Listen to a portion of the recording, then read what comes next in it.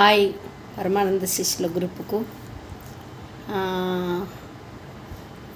Sorry, వాళ్ళు ఎక్కడ ఏ టైంలో ఉన్నారు అనేది నేను కొంచెం ఎర్లీ మార్నింగ్ అయితే మెసేజ్లు పెట్టాను ముగ్గురికి.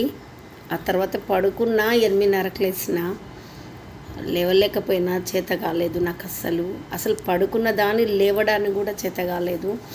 8:30కి ఇప్పుడే దోశ వేసుకొని తిన్నా, పూజ చేసి.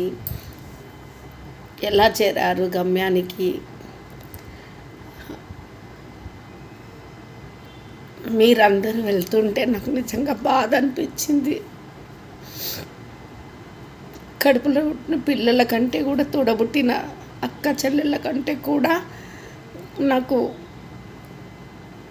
బాగా చేశారు. ఈ వారం రోజులు కూడా మీరు నా ఇంట్లో నాకంటే ఎక్కువ మీరే అన్నీ చేస్తూ, పనులు చేస్తూ, ఈ సొంత ఇంటిలాగానే మీరు ఒక పరాయి ఇల్లు అని మీరు అనుకోలేదు.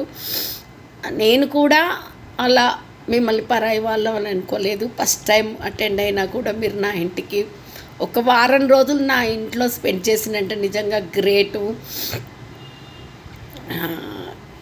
మీకు ఇంత దూరం వచ్చారనే అలంపూరు అవన్నీ కూడా చూపించడం జరిగింది. ఇంకా టైం ఉంటే ఇంకా శ్రీరంగాపూరు అక్కడ చూపించాల్సింది ఉండే. లేదు, వనపర్తిలో కూడా పామాపూర్ ఉంటాయంట, నేను కూడా చూడలేదు. ఇంకేదో ఊరు ఉంది, అది కూడా చూడలేదు. కల్పవృక్షం ఉంటుంది అక్కడ, అక్షరంతోనే వస్తుంది. నాకు తెలియదు, మేము ఇప్పటి నుంచో పోవాలనుకుంటున్నాం, పోలేదు. వాడు భరత్గాడైతే మళ్ళీ నేను దసరా సెలవులకి ఇక్కడికే వస్తామ్మా అంటున్నాడు వనపర్తికి. వనపర్తి అంత బాగా అనిపించింది వాళ్ళకు.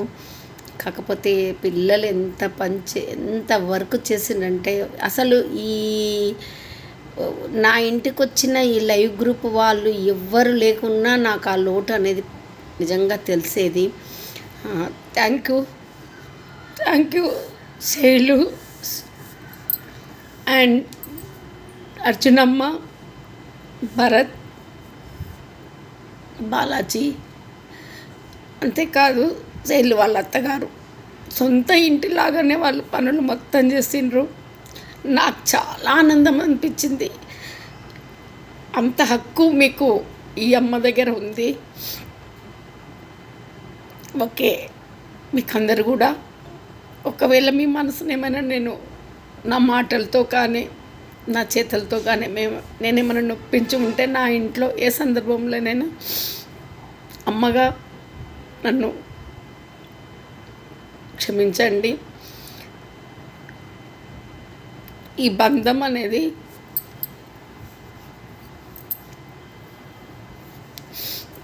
ఇలాగే చూపండి, ఇంతే ప్రేమను చూపండి. ఇది లైవ్ బంధం కాదు, ఇది లైఫ్ బంధంలా ముడివేసింది. ఎక్కడ చరిత్రలో ఇలాంటి జరగకపోవచ్చు. లైవ్లో ఉన్న వాళ్ళు ఒక ఇంటిలో ఇంత ఇదిగా వచ్చి తమ సొంత ఇంటికి చేసినట్టుగా చేయడం నిజంగా చాలా ఇది. అర్జునమ్మ అయితే చెప్పుకోలేను నేను. నాకు చాలా సేవ చేసింది, నాకు పాదాలను రుద్దింది, అసలు నాకు సేవ చేసింది, చాలా చేసింది. బహుశా లైఫ్లో నేను ఎవరితోని ఇలా చేయించుకోలేదు. నాకు చేయించుకోవడం కూడా ఇష్టం ఉండదు, అలాంటి సేవలు చేయించుకోవడము. కానీ తను చేసింది, నేను చెప్పించుకున్నా. అది ఏ జన్మ బంధమో అనిపించింది, అందుకే తను చేసింది అనిపించింది. చాలా సేవ చేసింది. ఓకే, థ్యాంక్ యూ మీకు అందరూ కూడా. ఖమ్మం చేరుకునే వరకు కూడా నాకు టెన్షనే ఉన్నది. వాడు తెల్లవారుదనమ్మ చేరుకున్నా అని బాలాజీ చెప్పాడు.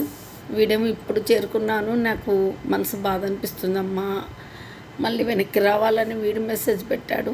ఇంకా అర్జునమ్మ ఇంకా తెలుసు కదా, ఎంజాయ్ చేసుకుంటూ పాటలు పాడుకుంటూ పక్కన వాళ్ళు ఎంజాయ్ చేసుకుంటూ వెళ్తుంది. Okay, thank you. వచ్చిన వాళ్ళ అదృష్టవంతులు, నా ఇంటికి వచ్చిన వాళ్ళు వాళ్ళ ప్రేమనంతా నింపి నా గుండెల్లో నింపి వాళ్ళు నింపుకొని వెళ్ళారు.